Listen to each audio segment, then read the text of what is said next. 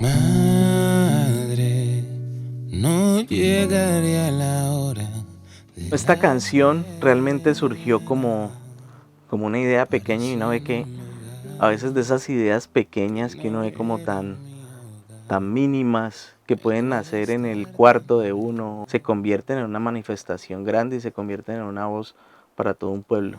Hablo de quién los mató. Madre, no llegaré a la Estábamos reunidos con Hendrix, recibimos una llamada de un director de cine que se llama Johnny Hendrix, que es muy conocido. Y recientemente había pasado una de las tantas tragedias que pasan en Colombia. Y nos pusimos a hablar de eso, de la violencia, de que no queremos más violencia. Nos comunicamos con otros artistas como Alexis Play, Junior James, la maestra Nidia Góngora, que son exponentes grandes de la música del Pacífico. Les comentamos la idea, todos estuvieron de acuerdo. ¿Por qué ser otro desaparecido? ¿Por qué darlo todo por... La forma de plasmar la canción comenzaba con un alabao. Un alabao es un coro, es un canto que se hace en el Pacífico, se le hace a la muerte.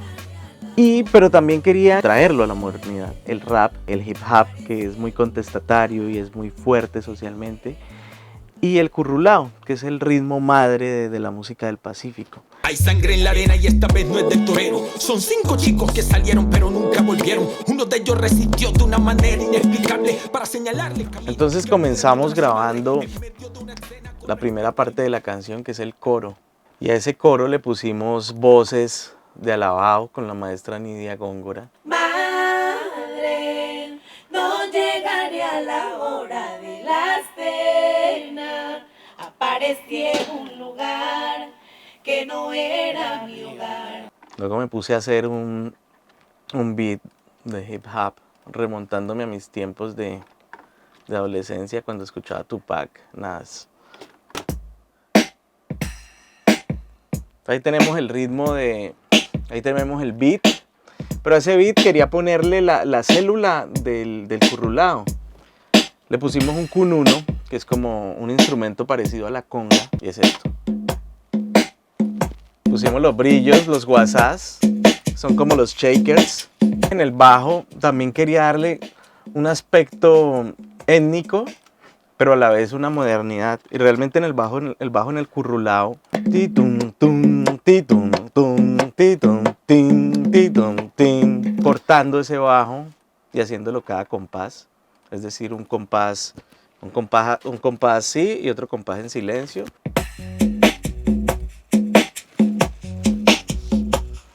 Entonces ya teníamos gran parte de la base. Gran parte de esta canción se hizo a distancia, el guitarrista me mandó todo el riff y yo lo que hice fue trocearlo y ponerlo en reversa. Y suena así.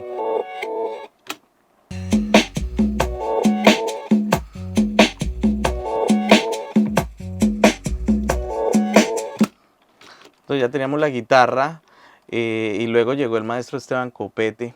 Entonces él tuvo a cargo la marimba, que es el instrumento madre.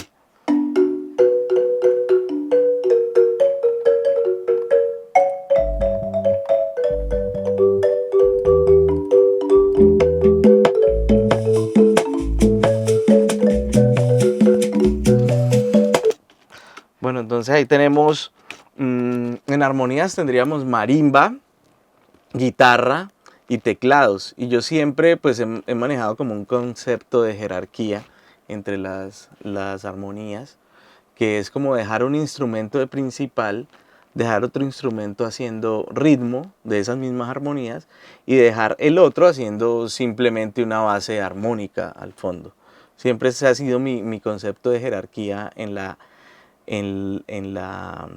armonías. También lo hacía así cuando produje Herencia de Timbiquí y cuando he producido pues muchas bandas de la música del Pacífico. En este caso, el instrumento principal es la marimba y está la guitarra haciendo riff, haciendo ritmo. Y están unos teclados al fondo haciendo armonías.